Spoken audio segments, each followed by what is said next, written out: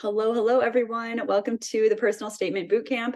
My name is Jenny Westerkamp. I'm the founder of All Access Dietetics, and I will be running this bootcamp today for probably 45 minutes or so. We'll have time for questions at the end, but I know that the personal statement is this huge it's like your biggest assignment of your college career, your graduate career, wherever you're at.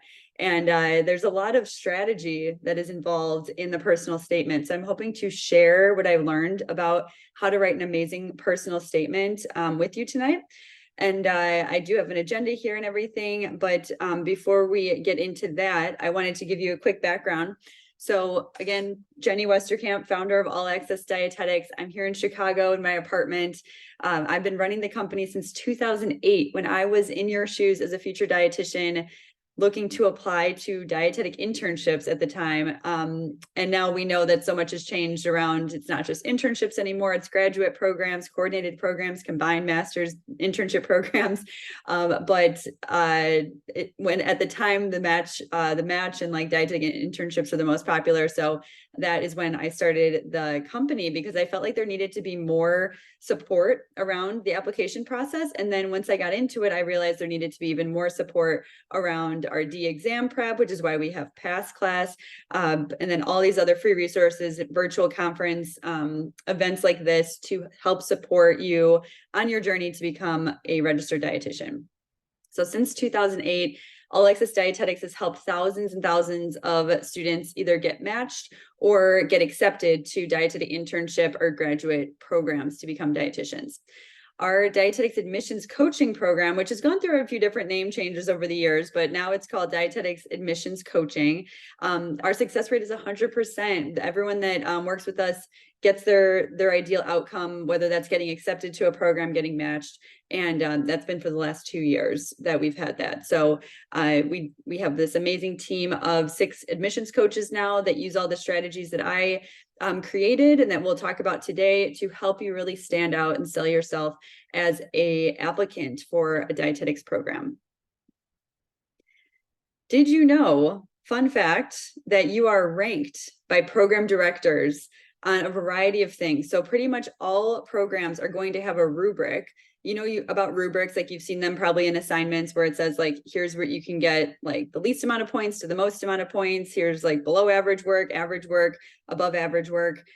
And so directors use this same tool to rank their applicants, to break it down by GPA, experience, just your overall fit with the program, and then the quality of your application underlined. You have control at this point in the game. Maybe you can't change your GPA now because it already happened. And maybe your experience, if you're applying soon, you might not be able to add any additional experiences.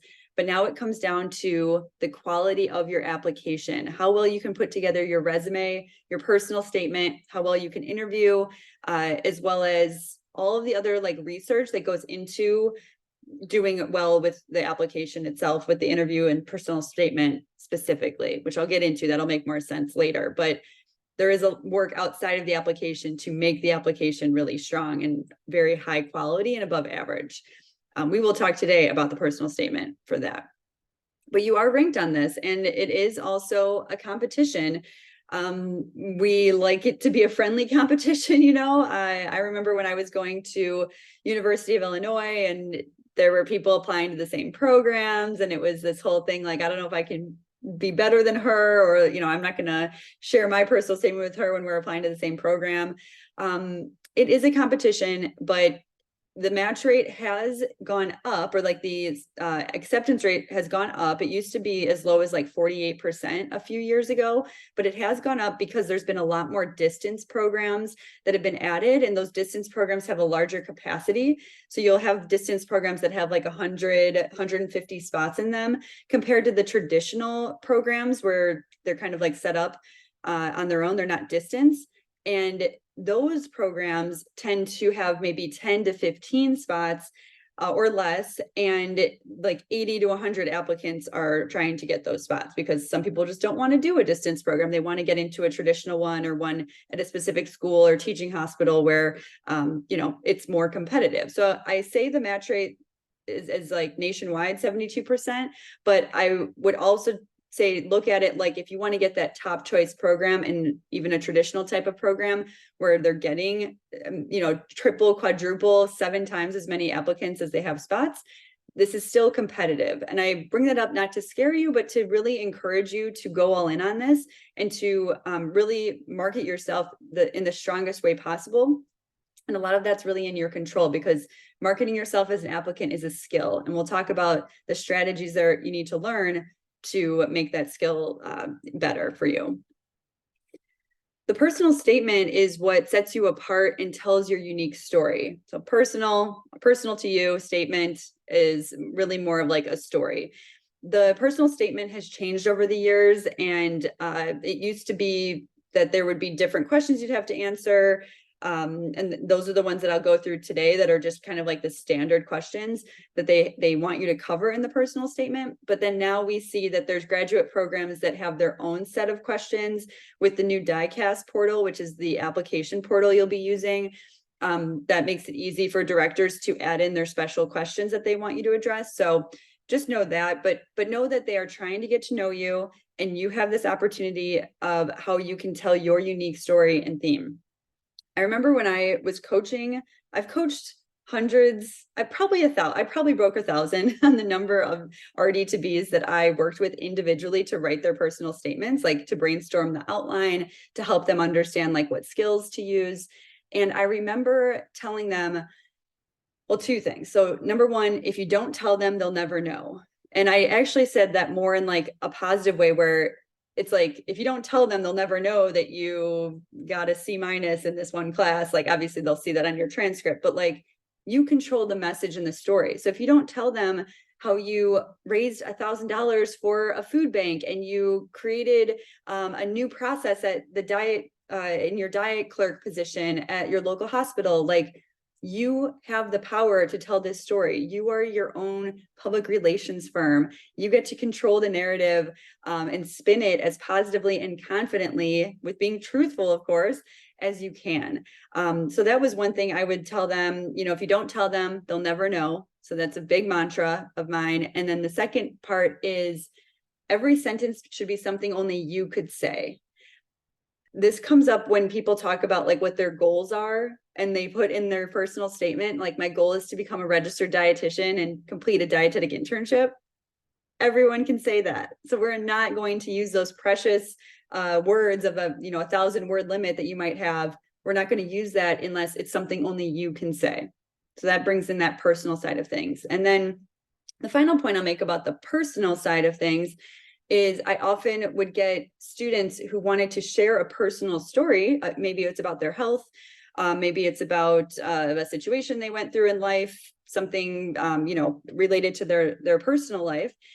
And I had this kind of approach. And so I reminded them that, first of all, again, you control your story, you control what you can say.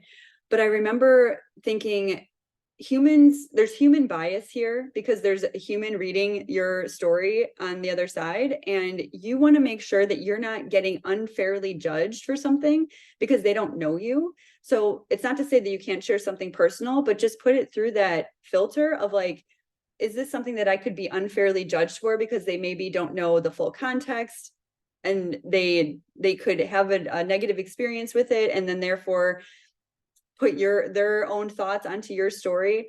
It's hard when I'm not being specific here, but it might be like your own personal health history that may or may not be worth sharing, or something that maybe happened in your life that could cause a bias for the reader. So of course, it was probably like a 50-50 split, where if a client wanted us to include something personal, it was probably like 50% of the time we would say, yes, that's great, that aligns with your theme, and that's not going to be something that creates this unfair judgment or bias, or as long as you say it this way, I think that will work the best.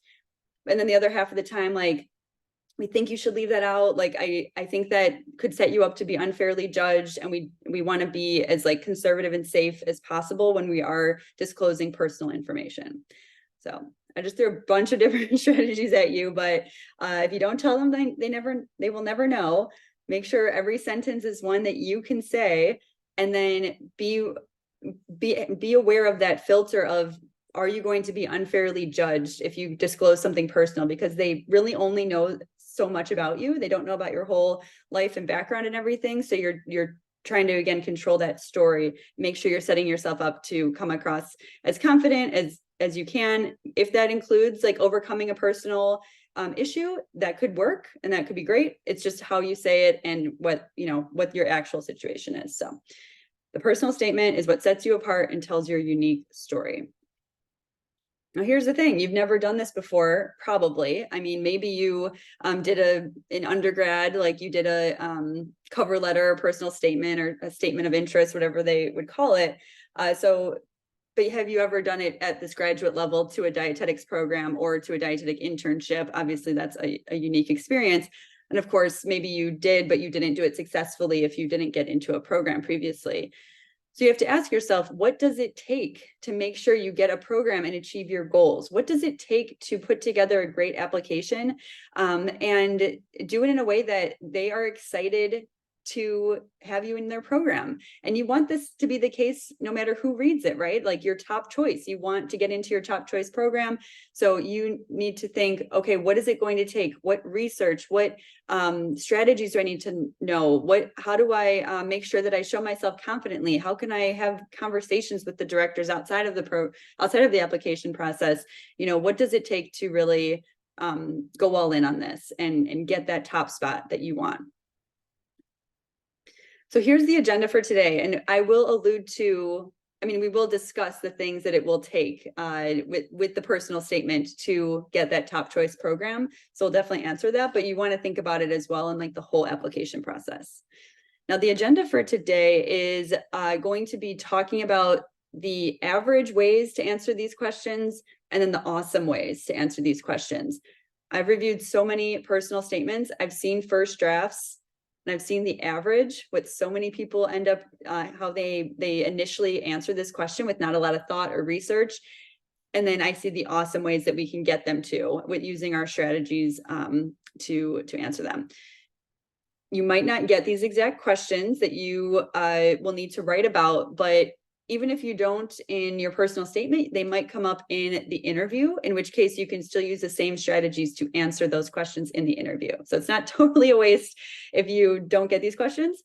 But I also, while I get into the first one, if you can write down in the chat box, if you already know what personal statement questions you need to answer that are not these, let's put them in the chat box, because maybe I could answer them and give you ideas on how to have an awesome answer for them after we get through these general questions. So we're going to talk about the question, why do you want to enter the dietetics profession? Discuss experiences that have helped prepare you for your career. What are your short-term and long-term goals? What are your strengths or areas needing improvement? And then what other information do you consider important? Sometimes they'll just do like this open-ended question that you can take advantage of and share something specific that you want to include. And then we'll have Q&A at the end. So this is the setup for today, and I hope it helps. I structured it kind of like how I would, or any of our dietetics admissions coaches would, around doing a makeover. So we have like a service within our dietetics admissions coaching called the Personal Statement Makeover, where we are basically going from average to awesome with each of these questions and like the approach that you would take to answer them.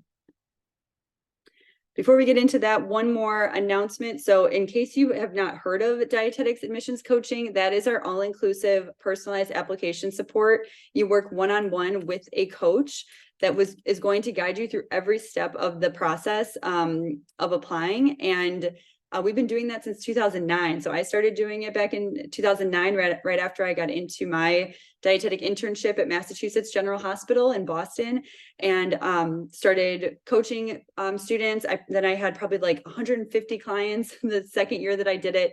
And that's when I started to add on coaches to help with the demand. And then we've helped thousands and thousands of students individually with their applications since about 2010, when I added more people to our team. There is a event discount tonight, so you can get $300 off tuition, which is about 10%, a little bit more than 10% off tuition.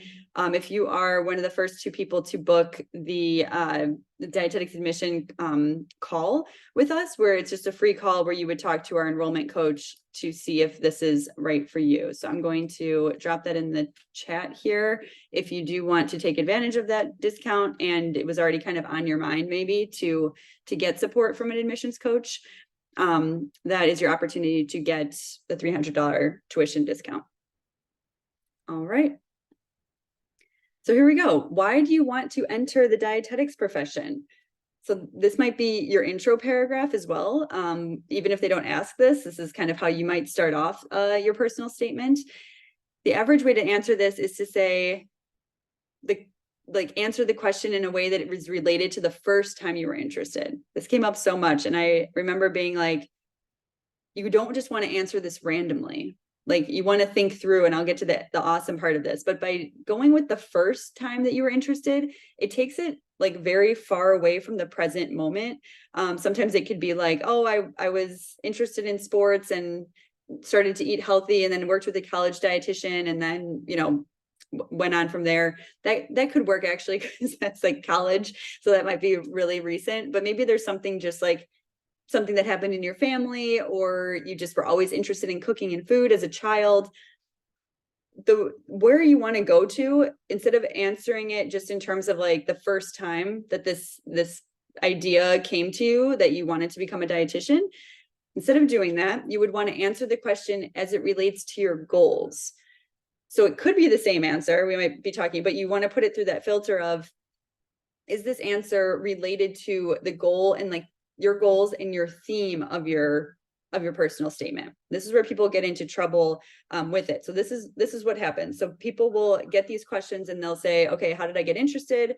Let's see, like my mother had type 1 diabetes. So I learned, you know, at an early age, like she worked with a dietitian, she carb counted, and I like was exposed to that. Okay. So that was like how you initially got interested in the field. And then you might talk about the next paragraph being like the experience you got. So I got experience in sports nutrition and at my community hospital. And then you go to talk about your goals. And then you say, my goal is to be a pediatric dietitian, or let's say it's something unrelated, like a kidney, renal dietitian. And then you're applying to this program that's like an eating disorder specialty. So this is what will happen if you have no theme. You will talk about random areas of dietetics in every paragraph, and it will be all over the place and it will be forgetful because it's not connected in any way. Remember that this is like a written document that you want to have flow, and you want to introduce your theme and idea, support it in the body, and then wrap up with it and how it will relate to the program at the end. So if you answer that first question without acknowledging your theme, it's already starting off like really random, and you don't want that. So yes, maybe being exposed to the type 1, your mom with the type 1 diabetes, then you got experience within a diabetes clinic, among other things. Your goal is to work in diabetes, and maybe it's pediatrics and type 1 diabetes diagnosis, you know, that would be sort of sometimes, most of the time, pediatric clinic. And then this program has a pediatric rotation that you would be able to get in. So do you see the difference just from that answering that first question the right way and knowing what your whole theme is? You would tie that answer to your theme, not just the actual maybe answer, like that's maybe farther in the past or unrelated to your theme. All right, so give me a thumbs up or I got it in the chat if you get it. I hope that makes sense and you're following like this average to awesome kind of approach. Okay, then let's discuss experiences that have helped prepare you for your career or for your internship or graduate program. So the average way to do this is to list off everything that you did, repeating off your resume. So you're going to have a resume and even an application that will have you list off your experiences.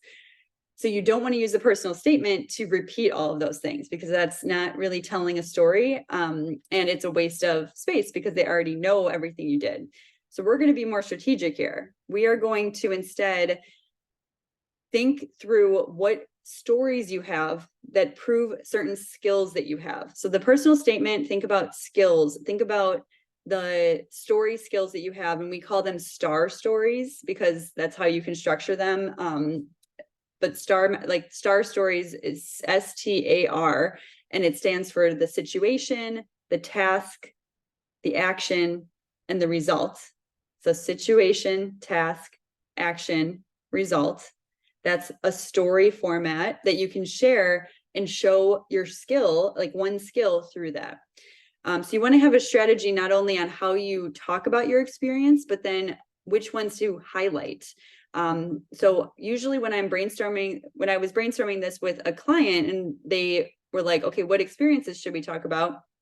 The three that come to mind are the same three that I really encourage future dietitians to get before they apply, because it helps you write this part of your personal statement. So the first is a foundational experience, something similar to the dietetic internship rotations or to your supervised experiential learning rotations, something underneath the dietitian, that's just either clinical, food service, community, like something similar to like the job of being an intern.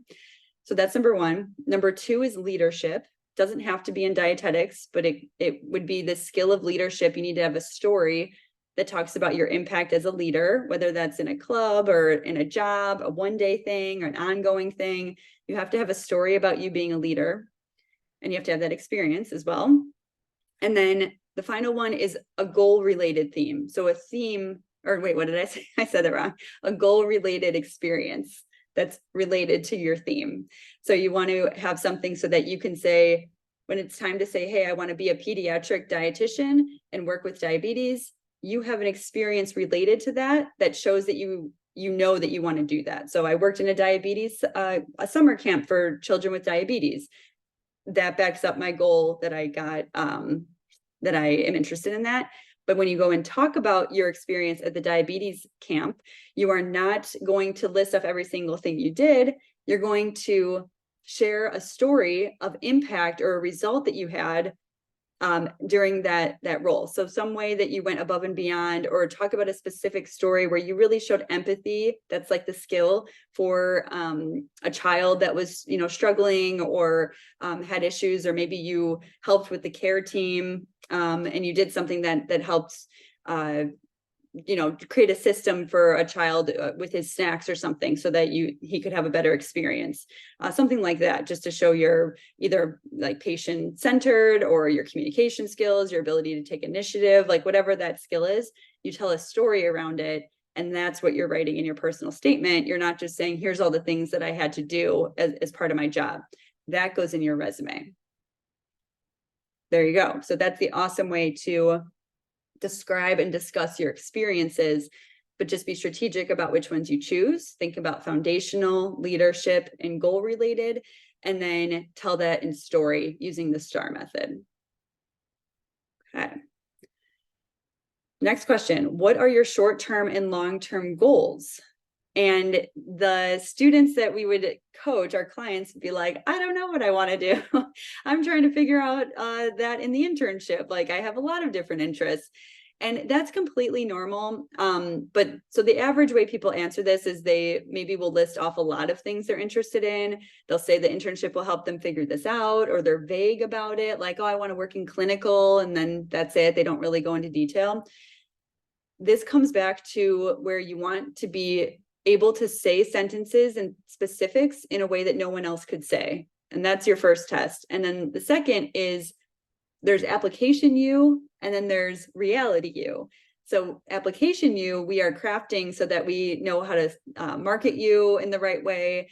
And it's still honest, of course, but it may not be exactly reality, because you, of course, could have 5 or 6 different areas that you would love to work in.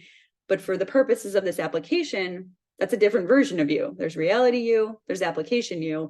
And to be strategic about answering this question, we want you to be more specific. So describe the goals with details on the organizations that you'd want to work for, the populations that you'd want to work with, the specialties, like getting really specific, and then even thinking about the journey that you would take. So giving them a short timeline of first I would do this, and that'd be sort of like the short-term goals, which would be your first 5 years. And then long-term goals being like 10 years or 20 years, or what do you want, what kind of impact do you want to make on the field? and get bigger with those goals. So get into leadership goals or professional involvement in organizations or management level type roles that you have. So you want to show that trajectory. This is a hard one for students to ask if they do not research, or students to answer if they do not research. You need to know what is out there, what's possible in the field of dietetics. And we have this amazing ebook. If you don't have it already, it's on our homepage, but I'm just going to drop it in here as well. It's our Dietitian Dream Jobs ebook. Let me just spell this out here. Dietitian Dream Jobs. Definitely get this. It says 75 different careers that you can research and then get more specific on your short-term and your long-term goals. You can also be reaching out to dietitians on LinkedIn. You could be searching LinkedIn for different profiles of dietitians. So even if you just took your city that you live in and you added dietitian, so I'm in Chicago, so I would say Chicago dietitian, and you just looked at the first 100 profiles that came up, you could see the role name that they have, right? Like what their role is. And you could easily see, look at all these different opportunities and places that dietitians work in the real world. So that's a great way to develop more color and like detail around this goal question. This is going to show your passion and like interest in the field if you have taken the time to research this and then you answer in this awesome way instead of being vague and like not really sure. Well, let's prove to them that you know how to take initiative and find these answers on your own and be resourceful, and that you've found some things that you're really, really excited about. There is some strategy on how you can maybe pick the goal as it relates to your theme too. Something that really works with your whole like story, as well as fitting the goal with what they have to offer. So if it is, I'm going with this whole pediatric diabetes kind of angle. So if you can explain more of that and like your interest in that, and then the program is aligned with that. So that's why that could really work well. Now, what are your strengths and weaknesses? This can come up in the interview. This can come up in your personal statement if they ask. And so for that, that would be average here would be listing out many strengths that you have and not providing any evidence for them. I typically think of the strengths paragraph or the few sentences, depending on how many questions they ask, but that answer, I'm thinking about that in terms of a story again, because you still want to back it up with a story, even if like you're showing your strength, you want to show it, not tell it. So a lot of times people will answer that question in this very average way. Well, they'll say, I'm a great communicator. I take initiative. I stay super organized. I'm always up for leadership roles. And that'll be like their answer. Rather than let's focus on one. Sometimes leadership is the best one to focus on if you have it and you have a really great story around it. Or if there's something else that you just have a really great story around, that's awesome too. But let's say it's time management skills is your strength. So instead of saying, I have great time management, I'm organized all the time, get into a story. I had one of the busiest semesters of my academic career last semester. I took 18 hours of credits. I held 2 part-time jobs. I also, I don't know, we work with a lot of like career changers or people that are in parent roles, moms, dads. And so it might be including that as well to show that evidence that they have that skill of time management. But then don't forget, you can say all those things, but then you say, and I was also able to get a 3.5 GPA or a 3.4, whatever the number is. I was able to do that. I was able to, work enough shifts to fund my academics, like something to show that you did that well, right? Because you can say, yeah, I had all these things going on, but if you don't say, and I did well in spite of all those things going on, that's where you prove the time management. So you don't want to leave that part out. That's the R of the STAR method and the STAR story. So situation, task, action, result is that R. And that's the one that people tend to forget or feel the least comfortable with writing, but that's the one that proves that you did all those other things really well. Okay, so then the average part there is listing out many strengths, not providing any evidence or story. But then the awesome is to provide that story. But then also, instead of thinking strengths and weaknesses, I think impact and growth. When I'm brainstorming, or when our coaches are brainstorming on the strength, they might say, okay, let's work backwards here. Let's not think like, okay, what's your top strength? Let's ask this in a different way, because it gets you thinking different. You say, where in your academics, in your life, in your work experiences, dietetics or not, your past career, where was there a situation or a story where you made the most impact, where you came in and you left someplace better than when than when you first got there? Is it that you started a club on your campus, or you changed the whole system and saved a department money, or you increased revenue in a company or increased sales? What was that impact? And then what was the skill you used to get that impact? So if it was to start a club on campus, my greatest impact is finding a need and solving for it. So problem solving, because I saw that there was this need, there was no food bank related club on campus. I'm going to fill it. I'm going to take the initiative to do it. And I created this great impact by having this club that still exists today, years later. That's my story. But all I'm talking about there is my strength of taking initiative to solve a problem. Okay. So that's how you want to think about your strength first, by working backwards and saying, what's my best R? What's my best results? And then how can I show that and show that strength through that story of that great R that you have? And then on the weaknesses side, I like to think about it, instead of saying, what am I weak at? What am I lacking? Instead, we'll ask our admissions coaching clients, we'll say, what is the growth? What is the opportunity for growth that you're hoping to have as a new dietitian? And so you look at it less in like what you're lacking and more in like what your potential is.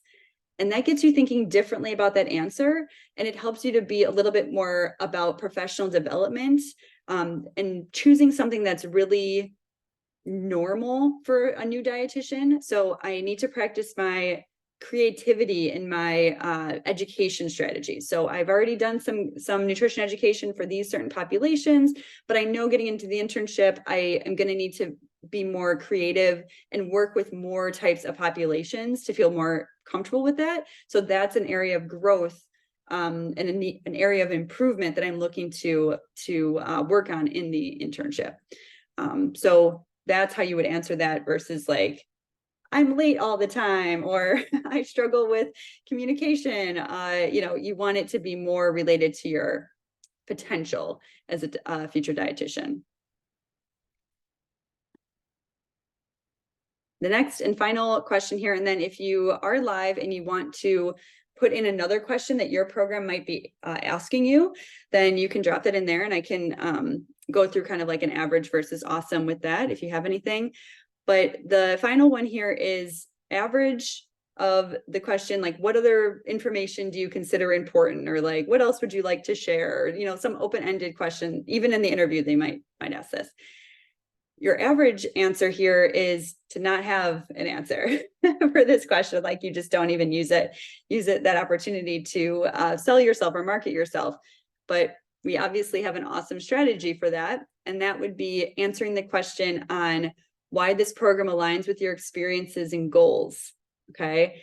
This is your final closing argument. Whenever you are applying as an applicant, not only are you the PR firm that you're setting up your image, your brand, your story, your theme, but you are also kind of like a lawyer, where you are stating your case on how obvious it is that you should be chosen for this spot in their internship, why you should be ranked highly in their rubric, And that would be why now everything that you just said about yourself, why it is such a perfect fit for you that you would be accepted into this program.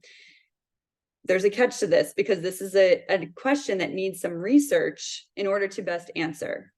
And so the research part, we're going to take a couple of steps backwards here. We're going to say the research happens in talking to the directors about their program, getting to know more than just what's on the website or what's in we have a free database in the application toolkit. And so you can see all the basic information about a program, but now we got to go deeper, right? We got to ask them, how does this program align? What are the experiences that you have with pediatric population? Can I get more? What are the rotations in diabetes? Like, what's the day-to-day responsibilities? What kind of sites can I do for my elective that are related to this? So you're asking these questions to understand if this program is a good fit for you, which you should be doing anyways, but you're going to use that information to answer this final question. You can also talk to interns about this, other past graduates of the program. You can find them on LinkedIn by just searching the title of the program name and dietitian, and there should be at least a few that come up. And then, you have that strategy around getting that information through your research so that you can answer this in a way that other people maybe wouldn't have this type of information or this type of argument. That is a really, really important thing. And people are always like, oh, aren't the directors busy, or what will I ask them? You want to look at it like you are able to show your communication skills, your initiative skills, your interest in the program. You're asking really great questions. These are all great ways to market yourself and to be able to show directors that you are very interested, and that's going to help. If it doesn't help you actually get more points, it is going to help you get a better answer here and have a stronger personal statement and interview, because you're going to have answers that other applicants aren't going to research to get. Now, so that's where like that alignment comes in at the end, where you say, this is a great fit because my whole theme was about pediatric diabetes, and now your program, after speaking to the director and past interns, I learned that I could work at a diabetes summer camp and I could have a higher role there. I already worked in one, but I now know that I could take on a management role in my rotation, which would be incredible and align with my short-term goals. And also that I could do this clinical outpatient diabetes clinic, and that also, is something really unique to their program, but also aligns with my goals. And that is where the magic happens, in that final argument that you are the perfect fit for that program.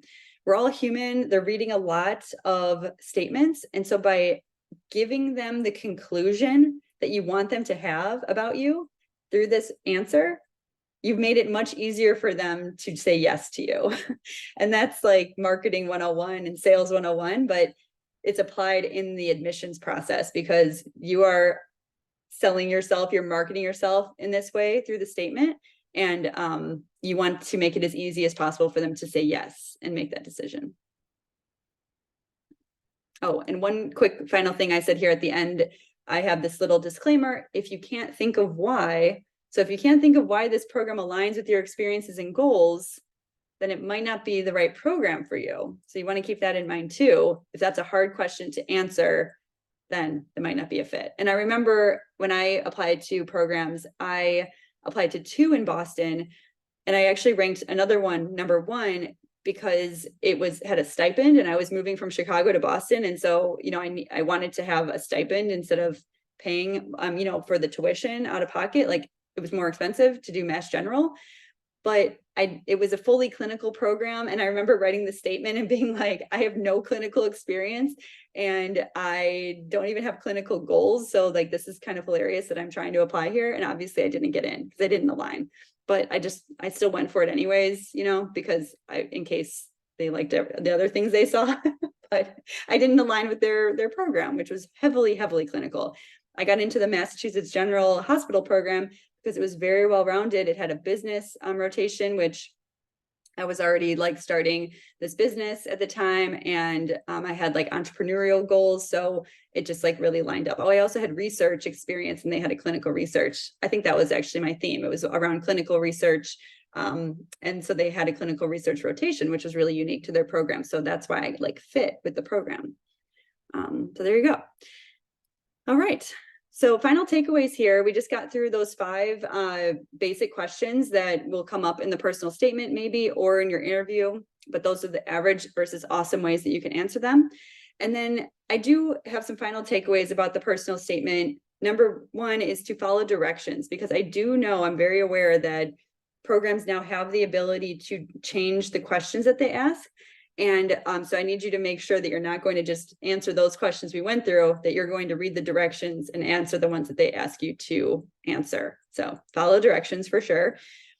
Stick with the word limit as well, because sometimes they do test that, or they've read so many of the same length that if yours seems longer, they're going to be like, did they follow the directions? They're going to know. So you definitely want to follow directions on any word limits. Then research and strategize. So we talked about all those ways you can do research outside of the application itself to get those better, more amazing answers. I want you to think differently. And I hope by just hearing these different strategies, they're already going to help you think differently and not be that average, what everyone's going to say type of answer. Know how to sell yourself well, market yourself, how to tell story about yourself. You know, in like advertisements now on TikTok or Instagram, and there's like an influencer and she or he is telling a story about the product. That's what this is.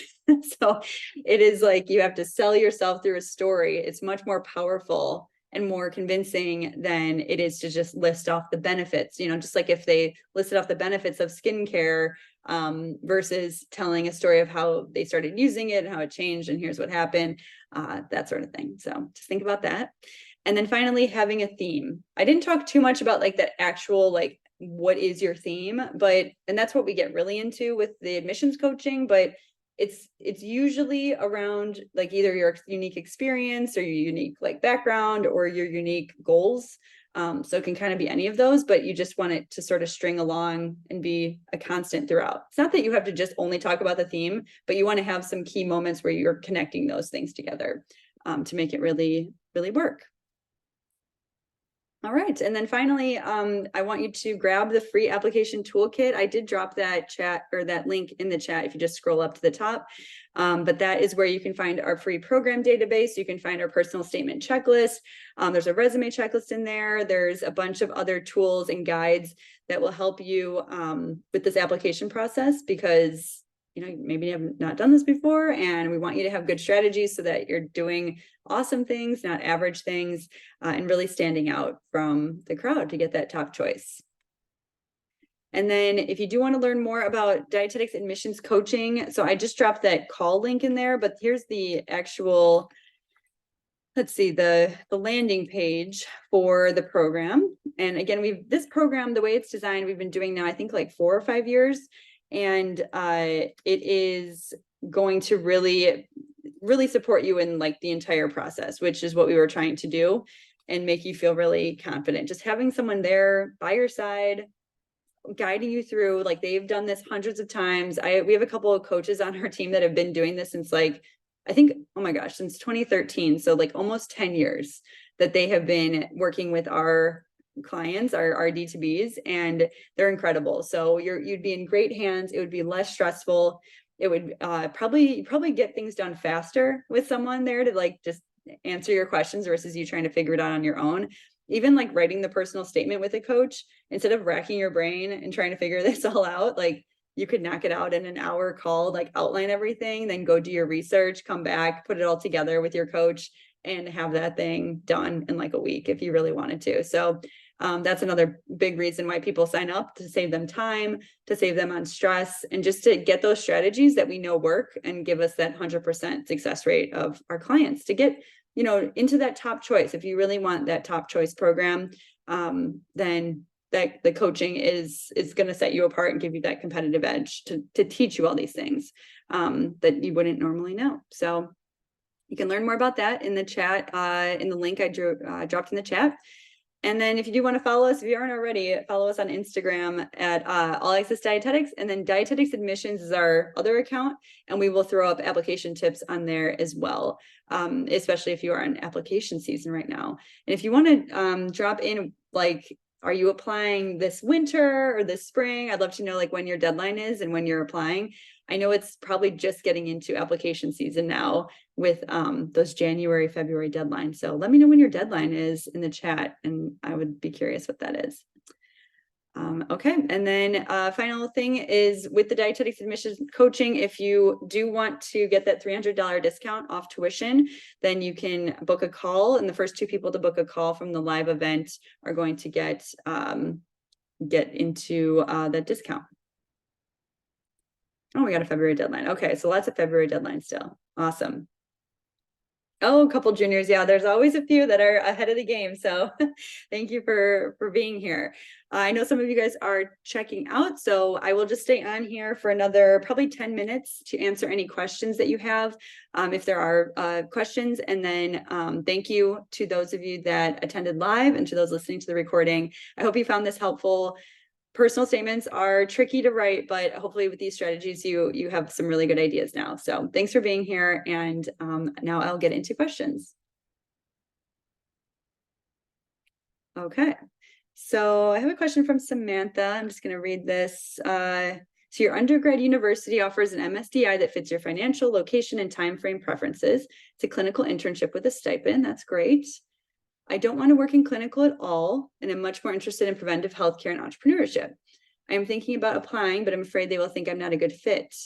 The MBA DI I am most interested in will cost $50K and I don't want to pay that. Okay, really good, good question here, because this is like a conflict that comes up a lot. And this is where I talk about the application you versus reality you. Not that to be dishonest, because I know it can be like this fine line, but to market yourself in such a way that, you know, you're trying to get into this program and that should be your goal, right? So you're going to present yourself in a way that makes you the most, what's the word, most attractive, I guess, to the program. And so for that reason, I would probably, you know, I think you can still mention like your entrepreneurship is like your long-term goal or whatever, even if it's more of a short-term goal. You can mention that, but I would make sure that they know you are ready for a more clinically focused rotation or clinically focused program, and still find ways to, let's say, even with a specialty, like let's say if you're interested in preventive healthcare, then maybe you might do more outpatient. You might be really like focused on their clinical outpatient rotations and mention that. And I would just kind of say more about how you're ready for a clinical program, since that's what it is. And maybe stick with like a population, and maybe you'll work with that population in a clinical setting, but then that you want to eventually get into the preventive side of that population. So you might think oncology, cancer prevention, cardiovascular and clinical, and then you want to move, you know, on to prevention of that. But by doing clinical as your foundation, you're going to be better suited to support people in preventing that. So you can really kind of tie the clinical side to the prevention side still, but make sure that you do mention that as like, that could be more of your short-term plan. And maybe it will be, you never know if your mind changes in the program. Of course, I personally love the prevention side and the entrepreneurship side. I have my own private practice, like group practice. So yeah, we're all about prevention. But yeah, hopefully that helped you. And you can kind of see the connection you could still make with their clinical and your prevention goals in there. Okay, I'm just looking. Okay, thank yous. Awesome. Glad it was helpful. All right. Don't think, let's see, did I get? Oh, okay, I'm just getting some deadlines here. Okay. All right. I think I'm not seeing any more questions, but maybe you guys are typing. Okay, here's one. I'm currently a junior and will be applying to the DPD program at my school in the spring. Do you have any advice for experiences I should seek out to be best prepared for when I apply to internships later on? Yes, I am interested in specializing in eating disorders, but I haven't been able to find as many volunteer opportunities in this specialty. Okay, so there's like kind of two questions here, but I'll answer the first one. I think we talked about there's like foundational experience with a dietitian. There's leadership experience, doesn't have to be in dietetics, but it could be a leadership role, supervisor, manager, or something with the club or at your school. And then a goal related. So if eating disorders is your goal, you want to get experience in eating disorders. So then that leads into your question about how to find those experiences. There's, you might have a better shot at getting experience with like a remote experience with the dietitian, like at a private practice. I mean, certainly there's like outpatient clinics that can take volunteers there's like eating disorder clinics, like intensive outpatient or rehab centers. Like there's different types of settings to get that exposure to that population. But you might also try the individual dietitian practices out there that maybe it's just easier to get in contact with them. You just go to their website, you just type in eating disorder dietitian in Google, and it'll find all the local eating disorder dietitians for you. Like as if you were a patient, you're just searching for one, right? So you should be able to find some, and then email those private practice owners and see if they would take, have you there to do projects. I will say it's hard to have interns with an eating disorder population because it's such a sensitive relationship. Oops, my thing stopped here. Hold on, sorry. It stopped, or oops, sorry, you guys, my thing paused. Let's see if I can get it back. I'll resume share. There we go. Okay. But I do think it's worth the private practice route and seeing if that's a better way to go. All right. I think that's it. I am going to sign off for the night, but thank you for being here. And I hope you all have a great rest of your evening. And I will be able to, you know, if there's any questions, you can email our general inbox, info@allaccessdietetics.com, and we can answer them. But have a great night, everyone. Thanks for being here.